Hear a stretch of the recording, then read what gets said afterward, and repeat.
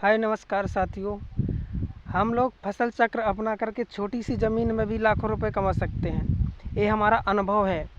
हम आप लोग करके देखिए तो निश्चित रूप से हम सफल होंगे, क्योंकि आज के युग में वैज्ञानिक तरीके से खेती करिए तो उसमें ज़्यादा लाभ होगा।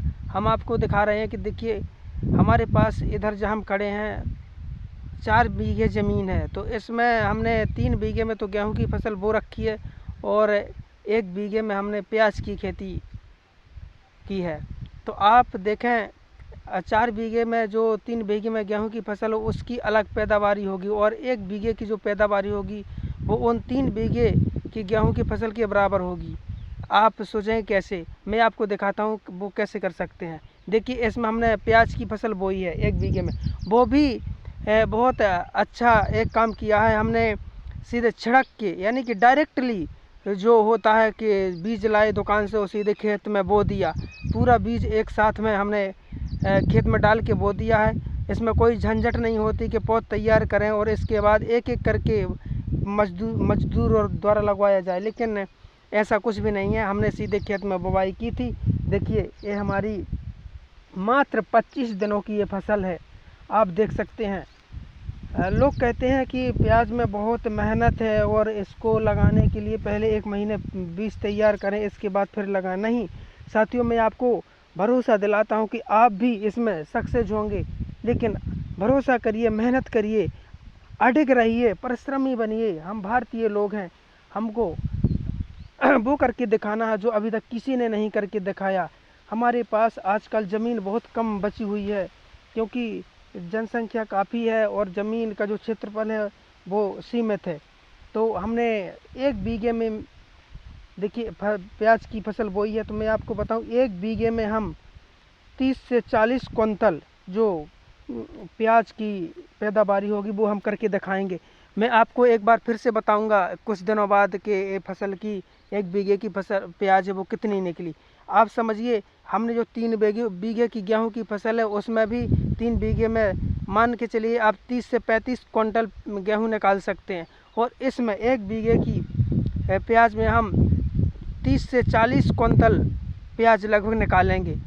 ये मैं आपको भरोसा नहीं विश्वास के साथ कह रहा हूँ कि निकलेगा, और आपको दिखाऊंगा कि इस 1 बीघे की ज़मीन में हमने प्याज कितनी निकाली। अब मान के चलिए कि जैसे कि 30 क्विंटल हमने प्याज इसमें से निकाली और उसका रेट 20 रुपये किलो यानी कि 2000 रुपये क्विंटल के हिसाब से जो मिलेगा, तो 30 दूनी 60 यानी कि अगर 20 रुपये किलो भी मिलेगा तो 60,000 रुपये की फसल हम इसमें 1 बीघे से निकाल सकते हैं। वो भी मात्र 30 दूनी 60 से, यानी कि 3 महीने के भीतर ही ये प्याज आ जाएगी। तो और इसके साथ ही साथ मैं आपको बताऊं कि हम लोग खेती के साथ साथ जो प्याज है इसके अलावा हम दूसरी फसल की तैयारी भी करेंगे। जो आपको दिखाई दे रही होगी जो बीच बीच में क्यारियां हैं और इसके बीच में जो औंठी होती हैं, यानी कि जो क्यारियों की बीच दोनों क्यारियों के बीच की जो जगह होती है उसके बीच में जो ये औंठी टाइप की होती हैं, आप लोग कई नामों से इनको जानते हैं। कोई औंठी कहते हैं, कोई क्यारी के बीच की जो जगह होती है ढौरियों के नाम से जानते हैं। इन ढौरियों में बीच बीच में आप लगा सकते हैं, जैसे कि तरोई है। तरोई नहीं लगाना है आपको तो कद्दू लगा सकते हैं, लौकी लगा सकते हैं और करेले की फसल भी लगा सकते हैं इसमें। क्योंकि जैसे ये प्याज की फसल उखड़ जाएगी तो ये जब तक इसकी बॉल पूरी तरह से तैयार हो जाएगी और हम लोग उसका भी लाभ उठा सकते हैं।